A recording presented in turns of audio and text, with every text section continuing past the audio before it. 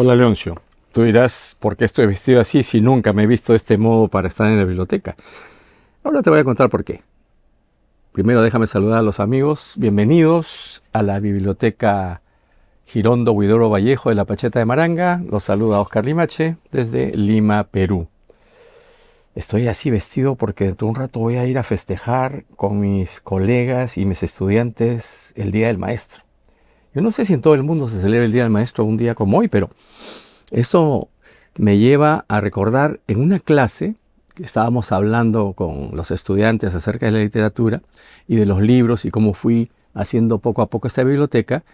Uno de ellos me preguntó si yo recordaba cuál era el primer libro que había comprado en la vida. Y claro que me acordaba. Me preguntó si lo conservaba. Y responder esa pregunta es un poco difícil porque en realidad el ejemplar donde leí la novela que hoy día voy a compartir con ustedes, pues se perdió. Pero buscando, encontré primero esta edición que se llama El Ángel Azul. Y luego encontré la edición de Placia y Janes original, el profesor Unrat, que quiere decir basura. El profesor se apellidaba Rat y trata sobre un profesor obsesionado con las reglas morales y persigue a sus alumnos, sobre todo porque se burlan de él, ¿no? Él se apellida Rat, pero le han agregado esta sílaba para convertirlo en basura y seguramente era una basura para él. Cuando yo lo leí, era estudiante todavía, así que yo era el que ponía, junto con mis compañeros, las chapas, como decimos en el Perú, los sobrenombres a los profesores. Volver a leer esto 50 años después, en mi situación de profesor, es algo diferente y he recordado algunas cosas. Vamos a compartir con nuestros amigos la primera parte del primer capítulo de El profesor Unrat, que luego se convirtió en la película El Ángel Azul y por razones comerciales pues le cambiaron el nombre. En 1930 se filmó la película en Alemania con Marlene Dietrich. Este profesor, siguiendo a sus alumnos, descubre que se amanecen en un cabaret donde aparece esta muchacha muy bella, Marlene Dietrich en la plenitud de su belleza, y que hace un espectáculo donde ella se hace llamar Lola Lola. Y bueno, ¿qué pasó después? Mejor vamos a dejarlo ahí. Entonces, ¿qué te parece? ¿Comenzamos? Muy bien. El profesor Unrat de Heinrich Mann. Si suena el apellido, es el hermano mayor de Thomas Mann. La novela fue publicada en 1905 y yo la leí hace más de medio siglo y volver a leerla ha sido para mí añorar esos tiempos en que podía leer novelas, ¿no? Porque no tenía ninguna responsabilidad aparte de la de ser estudiante. Ahora tengo la responsabilidad de ser profesor, así que ahora estoy en el otro lado de esta historia. Capítulo primero. Como que se llamaba Rat, todo el colegio le llamaba Unrat. La nota dice, Unrat significa basura. Nada podía ser más natural y sencillo. Este y aquel profesor cambiaban a veces su seudónimo. Un nuevo puñado de alumnos invadía la clase, se apoderaba sanguinariamente de un cómico mote todavía no lo suficientemente ponderado por la generación anterior y lo aplicaban despiadadamente al profesor. Pero el nombre de Unrat había sido común a muchas promociones. Era familiar a toda la ciudad y sus colegas lo empleaban fuera y también dentro, en cuanto volvía a la espalda. Los caballeros que cuidaban de los estudiantes en sus propios domicilios y les incitaban al trabajo, hablaban ante sus pensionados del profesor Unrat. Jamás se hubiera salido con la suya el espabilado que hubiese querido seguir de cerca al profesor del sexto curso. La razón estaba en que la reputación de que gozaba el viejo profesor ejercía todavía la misma buena influencia que 26 años atrás. En cuanto pasaba por el patio de la escuela, lo normal era oír cómo los estudiantes se gritaban mutuamente: ¿no se huele por aquí a basura? O bien, ¡ah, ya os meo basura! Inmediatamente el viejo se encogía visiblemente, siempre del hombro derecho, demasiado alto, y lanzaba una verde mirada por detrás de los cristales de sus gafas, mirada que sus alumnos calificaban de falsa y que en realidad era esquiva y rencorosa. La mirada de un tirano amargado con la idea de que por entre los pliegues del abrigo le pudiese caer una puñalada. Su áspera barbilla y sus mostachos finos y amarillo grisáceos se movían alternativa e incesantemente hacia arriba y abajo, como que no podía comprobar a los alumnos que habían gritado a su paso.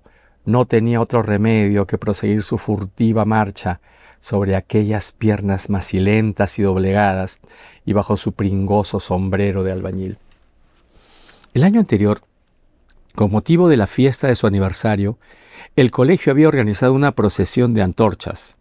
Había aparecido en su balcón y hablado. Mientras todas las cabezas apuntaladas sobre sus respectivas cervices miraban hacia arriba, se oyó de repente un poco agraciada y estrangulada voz. ¡Ahí está Unrat en los aires! Otras voces habían repetido a coro. ¡Unrat en el aire! ¡Unrat en el aire! Arriba, el profesor comenzó a balbucear, a pesar de que ya había previsto el incidente, y a contemplar las bocas abiertas de los vociferadores. Los otros caballeros estaban al lado. Tenía la impresión de que tampoco esta vez podría comprobar nada, pero se fijó en todos los nombres. Ya al día siguiente, aquella voz estrangulada que no había sabido pronunciar el nombre del pueblo natal de la doncella de Orleans dio ocasión al profesor de asegurarse de que todavía le podría causar frecuentes molestias durante el resto de su vida. Precisamente, había sido la voz de Kislak. Con él habían quedado retenidos en la clase la mayoría de los que habían gritado la víspera en la fiesta del jubileo, entre ellos también von Erstum. Lohmann no había gritado, pero sin embargo permanecía sentado. Este había apaciguado las intenciones de Unrat por su desidia y aquel por su inaptitud. Más tarde, en las postrimerías del otoño, una mañana a las 11, en la pausa que precedió a la composición sobre la doncella de Orleans, sucedió que von Erstum, que todavía no se había reconciliado con la doncella de Orleans y que preveía una catástrofe, abrió la ventana de par en par en un ataque de torpe desesperación y sin apenas reflexionar gritó desaforadamente a las nubes con voz salvaje: ¡Unrat! No sabía si el profesor estaba cerca, pero eso le tenía sin cuidado. El pobre y grueso aldeano se había sentido obligado a dar libre expansión a sus sentimientos antes de permanecer 2 horas sentado de cuclillas ante aquella hoja de papel tan blanco que estaba vacía y que debía llenar con las palabras que salieran de su cabeza, que también estaba vacía. Pero precisamente en aquel momento, Unrat estaba atravesando el patio. Al percibir el grito que llegaba desde la ventana, dio un torpe salto. Allí arriba, en las nubes, pudo distinguir la vasta silueta de von Erstum. No había visto a ningún otro alumno. Nadie había podido gritar las palabras de von Erstum. Esta vez, pensaba Unrat regocijado, me ha convencido. Esta vez sí que podré comprobarlo. Subió las escaleras en 5 brincos, abrió la puerta de la clase, atravesó rápidamente por entre los bancos y agarrándose a la cátedra se encaramó en el entarimado. Estaba temblando y tuvo que respirar profundamente. Los alumnos de 6º curso se habían levantado en señal de saludo y en un santiamén convirtióse en silencio aquel extraordinario alboroto, realmente ensordecedor. Veían en su profesor a un animal de peligro público, a quien desgraciadamente no se podía dar muerte y que incluso en este momento les había tomado ventaja.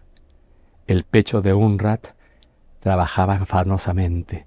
Finalmente dijo con voz de sepultura: «Se me ha llamado otra vez con un mote, con una palabra que yo no estoy dispuesto a tolerar más. Jamás soportaré esta impertinencia e insulto por parte de alguien a quien por desgracia he tenido ocasión de reconocer. Ténganlo ustedes en cuenta. Les atraparé siempre que pueda. Su vileza, von Erstum, no solo me causa repugnancia, sino que me obliga a tomar una decisión que inmediatamente voy a comunicársela. Hoy mismo pondré su acción en conocimiento del señor director y desde luego haré cuanto esté de mi parte para que por lo menos esta institución se vea libre de la peor escoria de la sociedad humana. Acto seguido, tiró de la capa que cubría sus hombros y sisió: «Siéntese». Toda la clase se sentó. Solo von Erstum permaneció de pie. Su cabeza gruesa y punteada de amarillo estaba ahora tan roja como las crines que la cubrían. Quería decir algo. Intentó comenzar varias veces, pero se detuvo siempre. Finalmente logró decir: «Yo no he sido, señor profesor».